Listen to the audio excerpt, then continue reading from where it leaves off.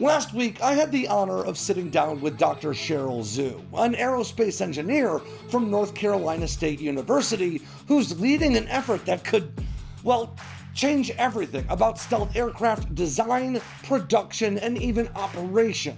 We're talking about what could be the most significant leap in stealth tech since the F-117 entered service more than 40 years ago.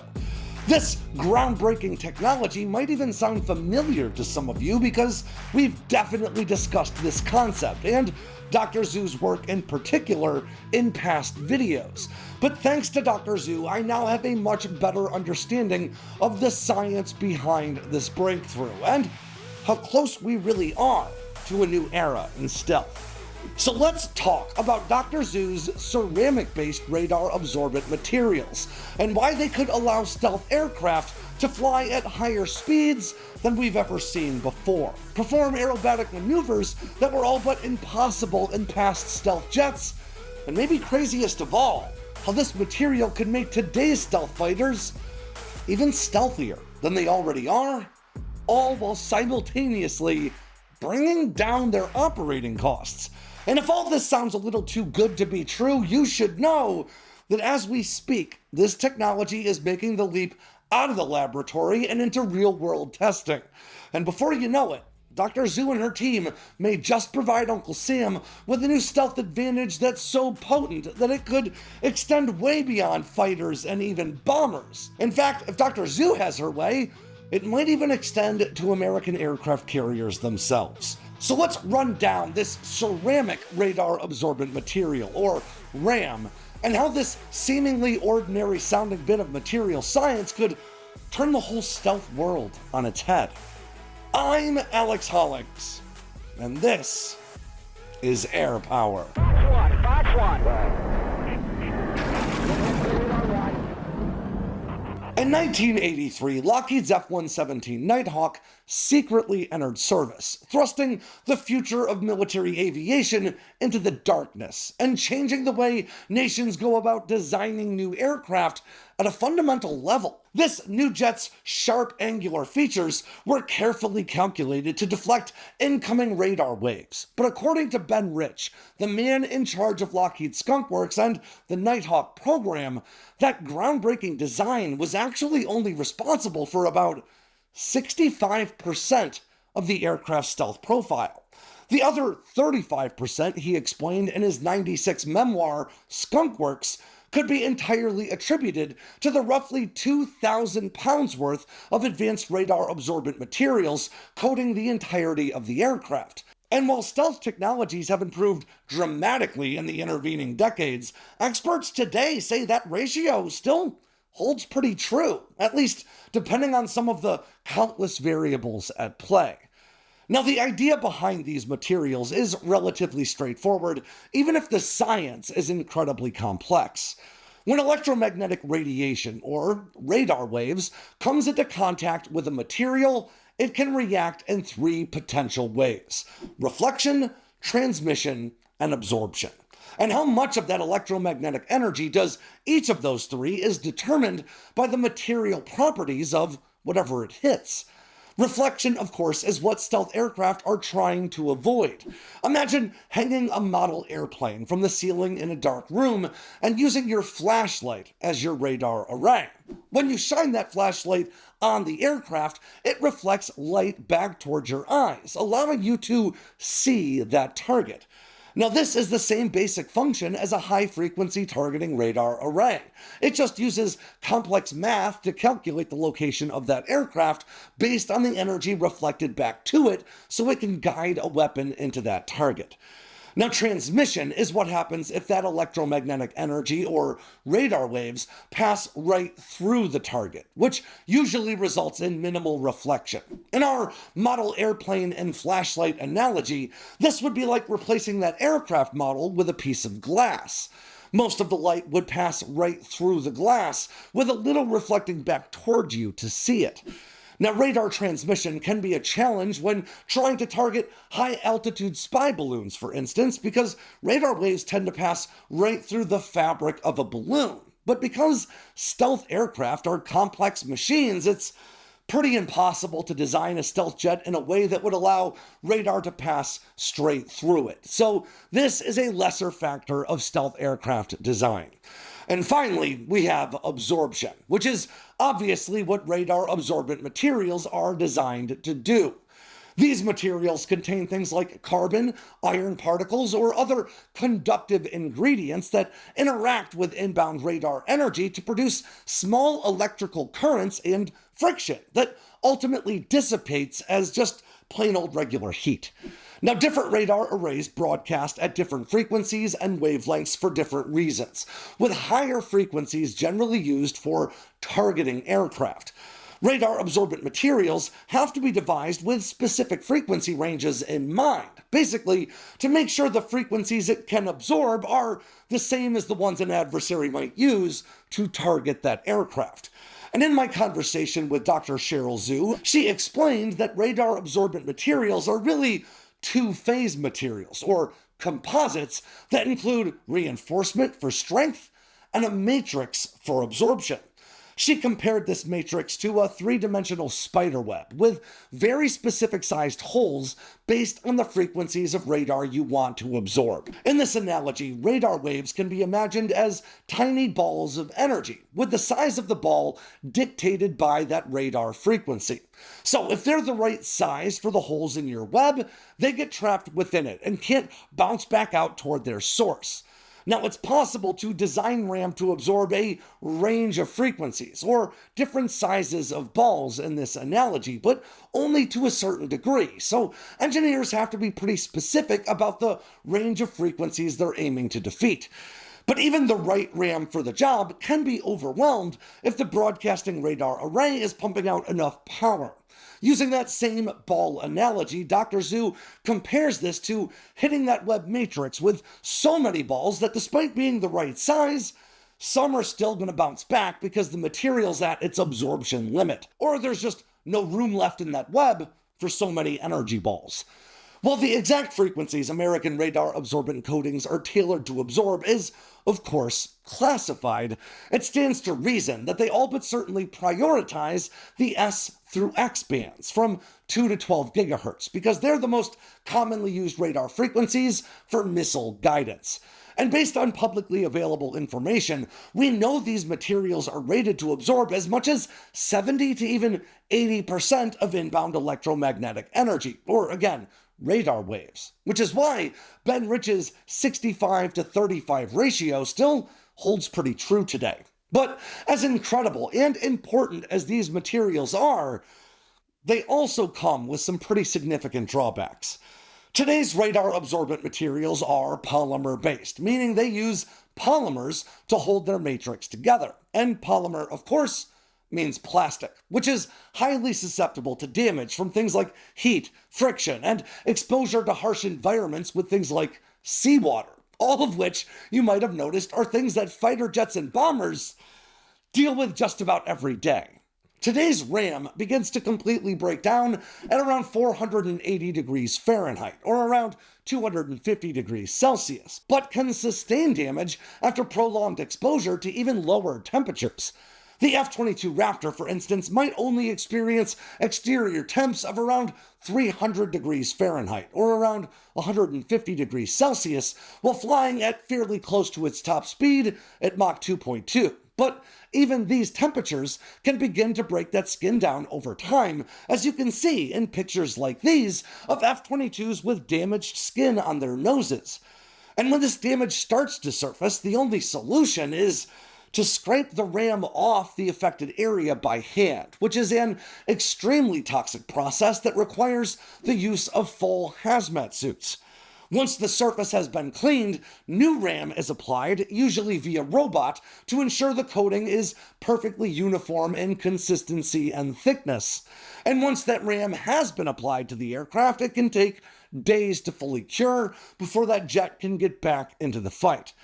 Now, this time-consuming and expensive process is a big driver for both the low aircraft availability rates and the high maintenance costs that plague fifth-generation fighter programs. The F-22 Raptor, for instance, has been reported to need between 10 and as much as 40 hours of maintenance per hour it spends in the sky. and maintenance on the jet's delicate stealth skin has been reported to account for roughly 50% of those hours, or about 5 to 20 hours of compounded RAM maintenance per flight hour. Now, the B-2 Spirit, which entered service 8 years before the F-22, has even more delicate skin.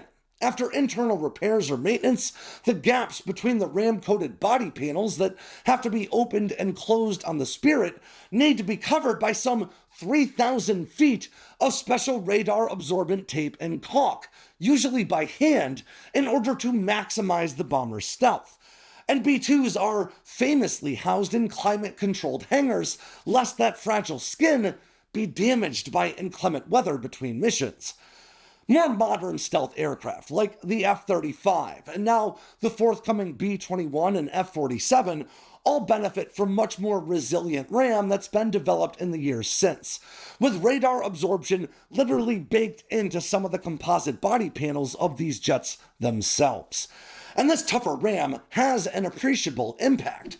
In testing, a team of Lockheed Martin and Northrop Grumman engineers subjected a model F-35C's RAM coating to a fair bit of damage, including more than 3 dozen significant defects, as they put it, that were meant to simulate the wearing a stealth fighter would sustain through about 600 hours of likely subsonic flight time, which is about 2 or 3 years worth of flying and standard non-combat operations. And according to reports, this aircraft produced the same tiny radar return with all those damages as it did with a fresh RAM coating. Likewise, the B-21 reportedly won't need climate-controlled hangars to protect its RAM skin, and the F-47 is likely to be even more resilient. But despite these strides, F-35 mission-capable rates are still being negatively impacted by the need for RAM maintenance. And pictures of carrier-based F-35Cs with their radar-absorbent skin oxidizing and showing clear signs of rust makes it pretty evident that this material is still just a huge pain to keep in good shape. But maintenance isn't the only problem that polymer-based RAM creates for modern stealth fighters. The damage sustained by these jets as their radar-absorbent skin begins to bubble and flake away is not always only skin deep.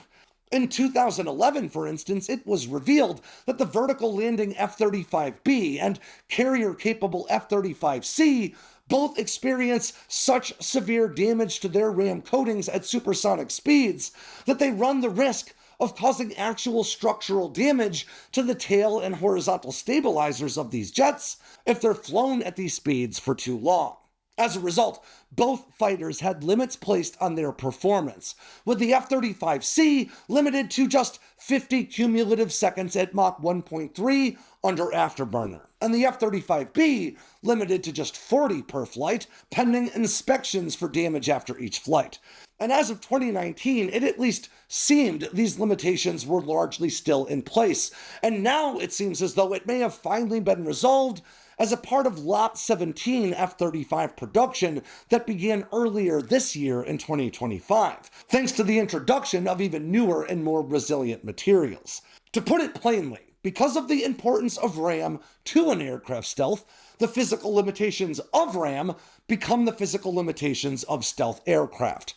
And as a result, there's just little reason to design stealth fighters for much more aggressive performance, because they would either need extensive RAM repairs after every flight at best, or wouldn't survive at all at worst. The SR-71 Blackbird, for instance, was capable of cruising at Mach 3.2, where it would regularly register nose temperatures as high as 800 degrees Fahrenheit, and as high as 1200 degrees on its engine cowlings. If a new stealth fighter were to match that high-speed performance, its delicate radar-gobbling skin wouldn't last a single sortie. And that is where Dr. Cheryl Xu's work comes in. Over the past few years, Dr. Xu has been leading a team that's developing a new kind of RAM that swaps out that troublesome polymer for ceramics, resulting in a new stealth coating that could change everything about how stealth aircraft are designed, operated, and maintained. This new material is inherently water resistant and, as Dr. Xu puts it, tougher than sand, making it much more resilient in harsh conditions, like, say, the deck of an aircraft carrier. And while polymer-based RAM breaks down at around 480 degrees Fahrenheit, again, around 250 degrees Celsius, Dr. Xu's ceramic RAM is estimated to be able to withstand temperatures as high as 3,270 degrees Fahrenheit. That's 1,800 degrees Celsius. And in laboratory testing, Dr. Xu has already exposed this material to more than 1,600 degrees, or 900 degrees Celsius, without any signs of damage. Now, this wouldn't just make stealth fighters flying at Mach 3 a viable possibility.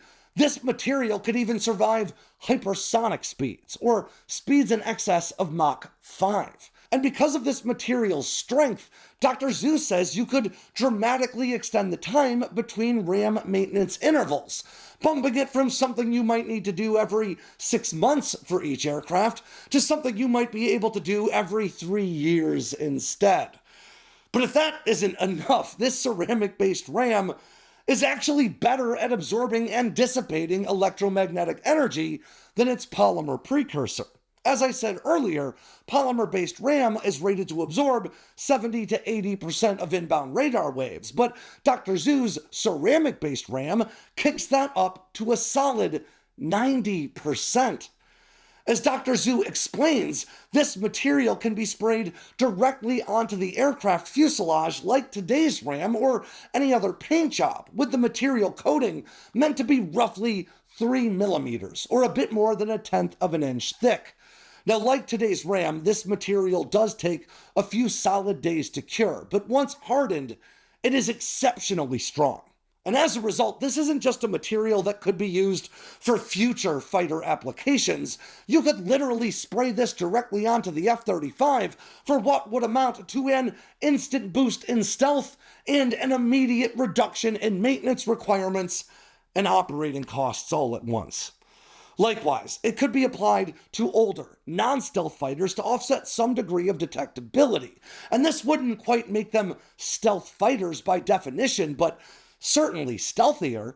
The US Air Force already applies polymer-based RAM coatings to some older 4th-gen fighters, like the Have Glass series of treatments for the F-16. In its most extreme form, this treatment includes coating about 60% of the Viper in a RAM coating that's between 10 and 12 millimeters thick, adding roughly 220 pounds to the aircraft's dry weight. But the result is significant. According to some sources, this treatment reduces the aircraft's estimated radar return by as much as 76%, down from 5 square meters to an estimated 1.2. But by now, it shouldn't surprise you to hear that this significant effect comes with an equally significant cost and an increase in the jet's maintenance requirements, because maintaining that stealth now requires the same special treatment that we need to give 5th-generation fighters. But with ceramic-based RAM that could withstand years of punishment between treatments, giving all of America's 4th-generation F-15s, F-16s, and F-A-18s a big injection of stealth suddenly becomes economically viable. But Dr. Xu is honestly thinking even bigger than that. As she explained, this material's resistance to extreme conditions doesn't just make it well-suited for coating carrier-based fighters. She envisions coating the aircraft carrier itself, as well as the rest of the carrier strike group, to make all of these vessels much smaller targets for adversary anti-ship targeting arrays. Now, the United States has, of course, experimented with fielding stealth destroyers in the past, resulting in the seemingly perpetually troubled Zumwalt class that was canceled after just 3 ships were built due to their immense cost. Now, these vessels are now being converted into hypersonic missile carriers, using their pricey stealth advantage to become land attack snipers, thanks to the Navy's new conventional prompt strike weapon.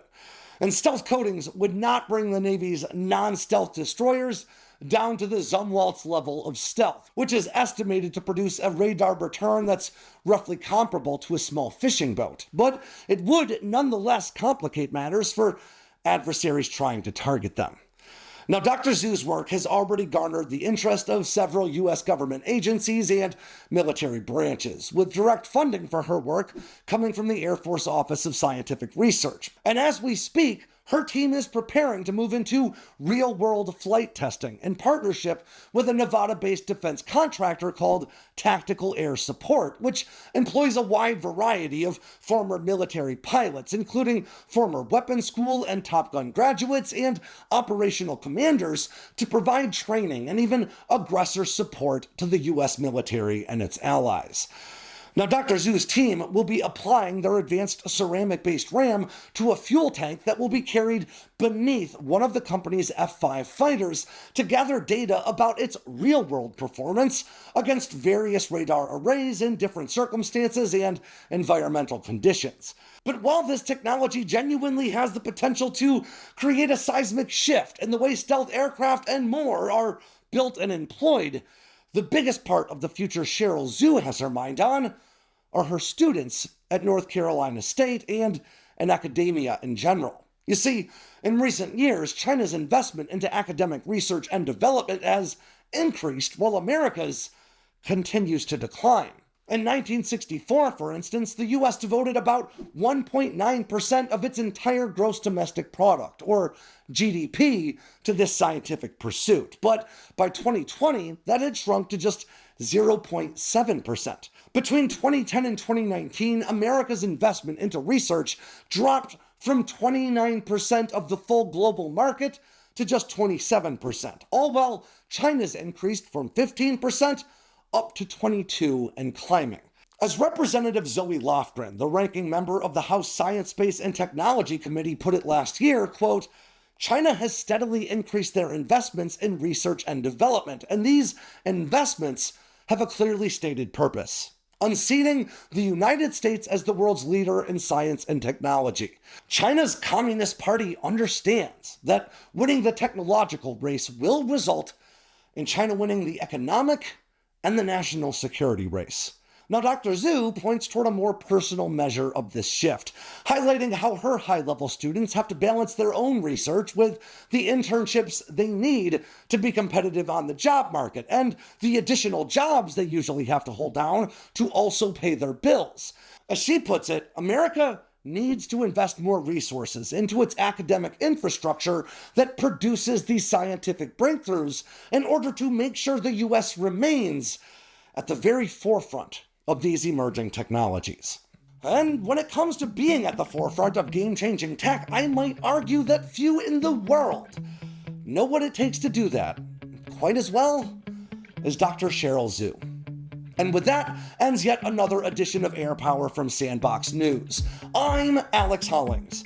Make sure to swing by sandboxnews.com today and every day for all the latest in news, entertainment, and now merch from all around the force. If you got anything out of today's video, make sure to click like and subscribe down below and leave me a comment so I know what I should cover next. And of course, don't forget to tap on that bell icon so you never miss a drop from Sandboxx News.